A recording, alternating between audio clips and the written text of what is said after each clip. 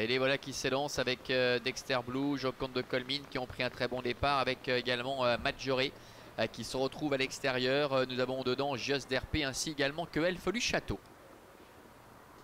Bout de la ligne d'en face avec Joconde de Colmine qui va être débordé par Dexter Blue, le numéro 4 avec Ursula RN qui s'installe aux commandes avec en deuxième position Maggiore, le numéro 5 qui vient à sa hauteur. En troisième position se retrouve Joconde de Colmine avec Gios d'RP et Raphaël Freno qui se retrouve en avant-dernière position dans un peloton qui est en train de se positionner maintenant en file indienne.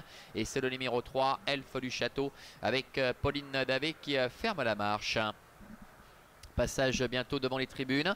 Maggiore avec Loris Ferro qui sont parvenus à prendre la tête avec en deuxième position le numéro 4 Dexter Blue. Un petit peu plus loin trotte Joconde de Colmine qui est sur un troisième rang devant Gios d'RP ainsi que Elfe du Château. Chacun a pris sa place et dès lors il est possible que les positions restent figées dorénavant durant un long moment. Les voilà qui passent devant les tribunes. On a vu Loris Ferro jeter un petit coup d'œil du côté des tribunes. Il contrôle aisément la situation avec la fille de Gougou Gaga, la favorite Maggiore qui mène la danse avec en deuxième position Dexter Blue, Joconde de Colmine est troisième, la quatrième place pour Gios d'RP et en dernière position Elfe du Château qui patiente avec un train qui n'est pas forcément très soutenu pour le moment, avec Maggiore qui fait vraiment ce qu'elle veut, personne ne vient l'embêter pour l'instant avec en deuxième position Dexter Blue, Joconde de Colmine est troisième avec Xavier Beauvais qui patiente, qui se fait ramener par Dexter Blue et qui va certainement attendre la sortie du tournant pour tenter de se décaler, ne pas venir trop tôt pour prononcer son effort, d'autant que le train n'est pas très soutenu et que Maggiore risque de se relancer. Just d'RP est quatrième, Elfe du Château est en position de lanterne rouge. Se dirige ainsi vers le bout de la ligne d'en face.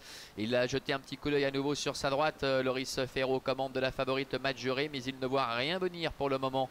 Avec en deuxième position Dexter Blue, la troisième place pour Joconde de Colmine, la fille de Quinoa du Gers, qui est au cœur de ce petit peloton. Et voilà, Xavier Beauvais qui commence à décaler sa partenaire parce qu'on voit que Dexter Blue a du mal un peu à coller au sillage de Maggiore. Et évidemment, oh là là, Maggiore qui est au galop. Maggiore, coup de théâtre qui disparaît.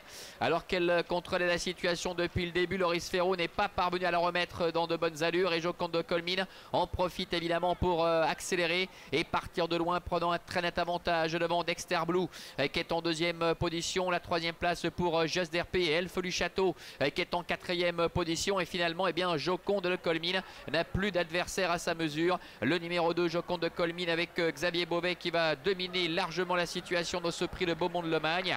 Dexter Blue numéro 4 termine deuxième, la troisième place pour le numéro 3 Elfe du Château et c'est Gios d'RP le numéro 1 qui termine au quatrième rang.